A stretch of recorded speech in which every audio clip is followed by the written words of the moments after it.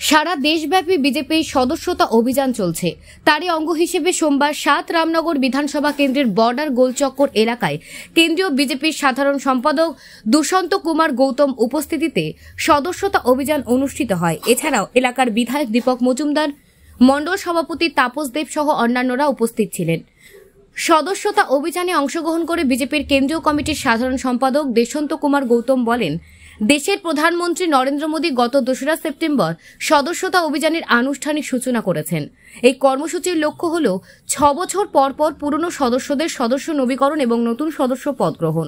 এই কর্মসূচিতে সামিল হওয়ার জন্য তিনি কেন্দ্রীয় কমিটির তরফ থেকে এই রাজ্যে এসেছেন। ত্রিপুরায় ১২ লক্ষ সদস্যতা পদ সংগ্রহ করার লক্ষ্যমাত্রা ধার্য করা হয়েছে। এরই মধ্যে ৭ লক্ষ সদস্য পদ সংগ্রহ করা সম্পন্ন হয়েছে বলে জানিয়েছেন তিনি। জাতি, ধর্ম, বর্ণ নির্বিশেষে সকল অংশের জনগণ প্রধানমন্ত্রী নরেন্দ্র মোদীর মতাদর্শে এগিয়ে এসে সদস্যপদ গ্রহণ করেছেন বলেও তিনি জানিয়েছেন। आज आपको मालूम पड़ा है जनमानस का हर व्यक्ति, किसी जाति का हो, धर्म का हो, भाषा का हो, कोई भी भाषा भाषी हो, सभी लोग भारतीय जनता पार्टी के साथ जुड़ना चाहते हैं, नरेंद्र मोदी जी के साथ जुड़ना चाहते हैं।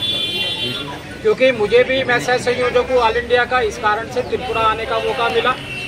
तो आज मैं बहुत गौरवान्वित हूँ कि त्रिपुरा ने कहा था कि हम 12 लाख सदस्य बनाएंगे, लेकिन आज 7 लाख के करीब सदस्य के पास पहुँच गए हैं। और ये सदस्य जो होता है भारतीय जनता पार्टी की सेना होता है, जो हमारे मौलिक अधिकारों को, हमारे नैतिक मूल्यों को पक्का करने का काम करता है।